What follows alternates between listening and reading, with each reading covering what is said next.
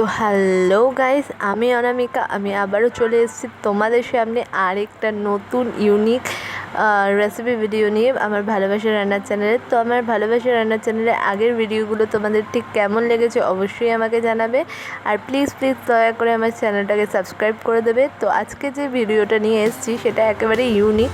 তুমি তোমার বাড়ির লোকেদের এটা খাইয়ে একেবারে চমকে দিতে পারো, কিংবা তোমার বাড়িতে আসা কোনো অতিথিকেও চমকে দিতে পারো। তো চলো শুরু করো। আমি আজকে যে ইউনিক রেসিপিটা নিয়ে এসেছি সেটা হলো রাইস বল বা ভাতের চপ। রাইস বল বা বাসি ভাতের চপ বানানোর জন্য আমি নিয়ে নিয়েছি আগের দিনের বাসি ভাত। এটা তোমরা টাটকা ভাত দিয়েও করতে পারো। এই বাসি খালি ভাতটাকেই হাত দিয়ে একটু প্রেস করে করে আধ ভাঙা করে নিচ্ছি যাতে এটা একটু নরম হয়। যেহেতু এটা বাসি ভাত ফ্রিজে ছিল, একটু শক্ত হয়ে গেছে, তার জন্য এটাকে নরম করার জন্য একটুখানি জল ব্যবহার করলাম। একটা মিক্সিং জার দিলাম, মিক্সিং জারে এই যে আধ ভাঙা ভাতগুলো দিয়ে দিলাম জল সমেত, যাতে এটা ভালো করে পেস্ট হতে পারে। দেখুন আমি পুরো ভাতটাই মিক্সিং জারের মধ্যে এইভাবে নিয়ে নিয়েছি। এবার আমি এই মিক্সির ঢাকাটা দিয়ে এটাকে বন্ধ করে দিয়ে একটু মিক্সিতে 10-15 মিনিটের মতো ঘুরিয়ে নেব। ভাতের পেস্টটা আমি করে নিয়েছি। দেখো এরকমভাবে করতে হবে, বেশি টাইটও হবে না আবার বেশি নরমও হবে না,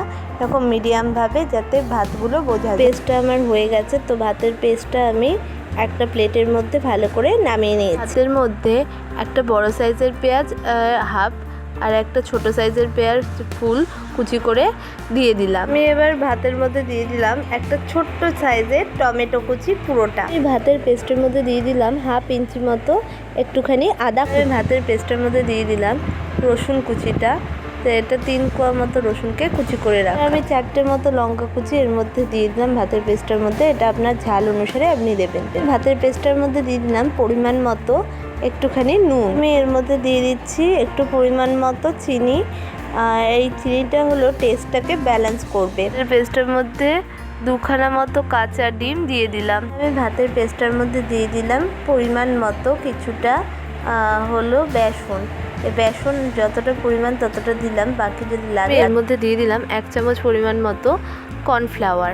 এর পেস্টটা নুন, মিষ্টি, কর্নফ্লাওয়ার, বেসন, কাঁচা লঙ্কা, পেঁয়াজ কুচি, রসুন কুচি, আদা কুচি, টমেটো কুচি দিয়ে ভালো করে মাখিয়ে নিয়ে আপনাদের কাছে ফেরত আসছি। তো এই পেস্টটা সব দিয়ে মাখানো হয়ে গেছে। তো এবার আমি এর মধ্যে একটুখানি ব্রেড ক্রাম্বস ছড়িয়ে দিচ্ছি। এটা আপনার কাছে না থাকলে নাও দিতে পারেন। ব্রেড ক্রাম্বসটাও ভালো করে মাখিয়ে নিচ্ছি ভাতের পেস্টটার মধ্যে। তো ব্রেড ক্রাম্বস যদি আপনার বাড়িতে না থাকে সেক্ষেত্রে আপনি বিস্কুটের পাউরুটি বিস্কুট বা টোস্ট বিস্কুট গুঁড়ো দিতে পারেন, বা এর মধ্যে সুজিও দিয়ে দিতে পারেন। তো এবার আমি ভাতের পেস্টটাকে হাতের সাহায্যে এরকমভাবে ছোট ছোট গোল বানিয়ে বলের মতো করে নিচ্ছি।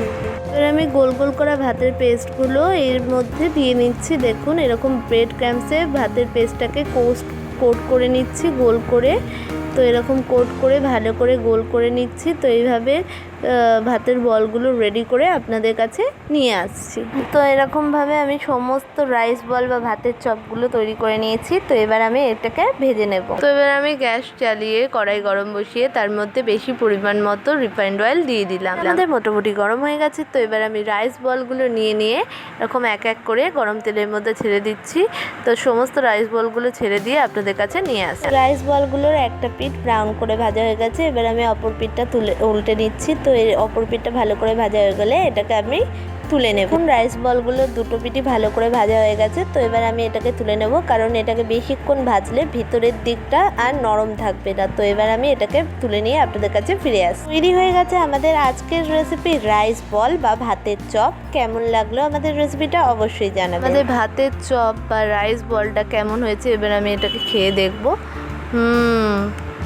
জাস্ট অসাধারণ হয়েছে। আমি একবার খেয়েও থামতে পারছি না, এতটাই এটা ভালো হয়েছে। এরকমই ইউনিক অসাধারণ রেসিপি পেতে অবশ্যই আমাদের চ্যানেলটাকে সাবস্ক্রাইব করে নেবেন।